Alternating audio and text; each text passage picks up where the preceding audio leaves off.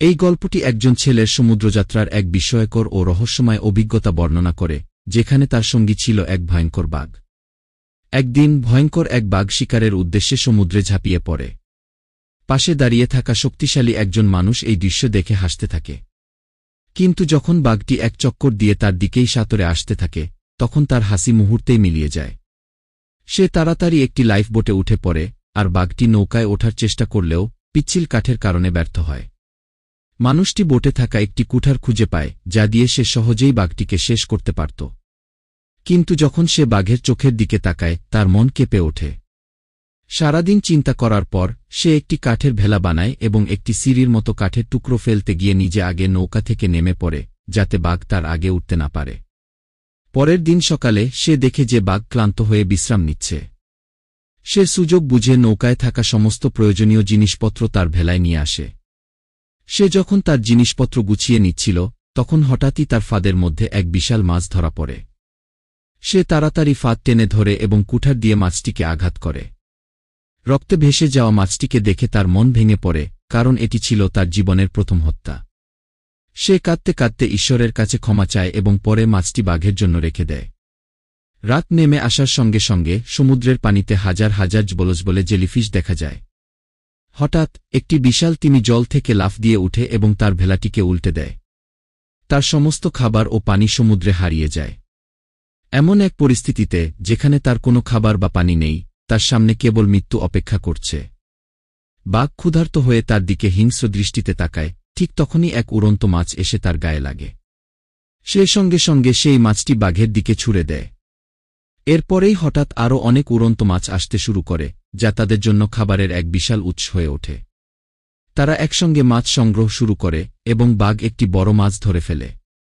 এটি ছিল একটি সুযোগ যেখানে ছেলেটি বাঘের উপর আধিপত্য বিস্তার করতে পারত। সে একটি কাঠের লাঠি নিয়ে বাঘের সামনে গিয়ে দাঁড়ায়। বাঘ প্রথমে বিরোধিতা করতে চাইলেও ছেলেটির কঠিন দৃষ্টির কারণে শেষ পর্যন্ত পিছু হটে এবং অন্য মাছ খেতে বাধ্য হয়। সময়ের সঙ্গে সঙ্গে ছেলেটি বুঝতে পারে যে বাঘকে বসে আনতে হলে ভয় দেখানোর পরিবর্তে তাকে বিশ্বাস অর্জন করতে হবে। সে ধীরে ধীরে বাঘটিকে খাবার খাওয়াতে শুরু করে, তাকে বোঝাতে চায় যে সে তার বন্ধু। একসময় বাঘ তার প্রতি আস্থা রাখতে শুরু করে এবং তাদের মধ্যে এক ধরনের বোঝাপড়া তৈরি হয়। তারা একসঙ্গে সমুদ্রে বেঁচে থাকার কৌশল রপ্ত করে। ছেলেটি বাঘকে সঙ্গীত শোনায়, নৌকা মেরামত করে এবং সুযোগ পেলেই বৃষ্টি থেকে পানি সংগ্রহ করে। একদিন তারা এক রহস্যময় দ্বীপে পৌঁছায়। দ্বীপটি দেখতে স্বর্গের মতো, যেখানে প্রচুর খাবার ও মিষ্টি পানির উৎস ছিল। তারা সেখানে বিশ্রাম নেয়, খায় দায় এবং নতুন শক্তি অর্জন করে। কিন্তু রাতে ছেলেটি এক ভয়ঙ্কর ঘটনা প্রত্যক্ষ করে। দ্বীপের পানিতে সারাদিনের মৃত প্রাণীর দেহ ভাসতে দেখা যায়।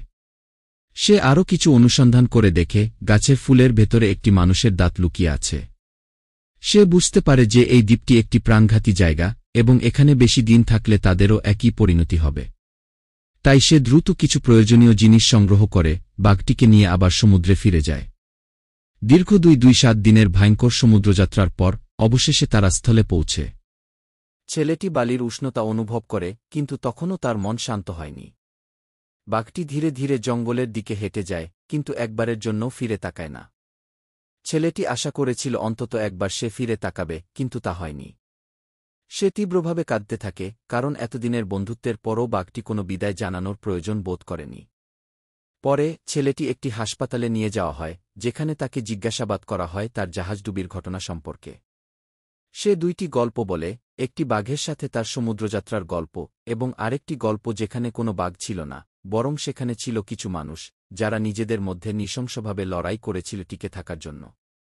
তদন্তকারীরা বুঝতে পারে যে বাঘের গল্পটি হয়তো সত্যি নয়, বরং এটি ছেলেটির মনের কল্পনা, যেখানে বাঘ আসলে তার নিজের ভেতরের বন্য প্রবৃত্তির প্রতীক। এই গল্পটি আমাদের কল্পনার ওপর ছেড়ে দেয়, আমরা কোনো গল্পটি বিশ্বাস করব, বাঘের গল্প নাকি সেই নিষ্ঠুর মানবিক বাস্তবতা। গল্পের শেষ আমাদের ভাবতে বাধ্য করে, জীবন, বেঁচে থাকা আর বিশ্বাসের প্রকৃত মানে কী।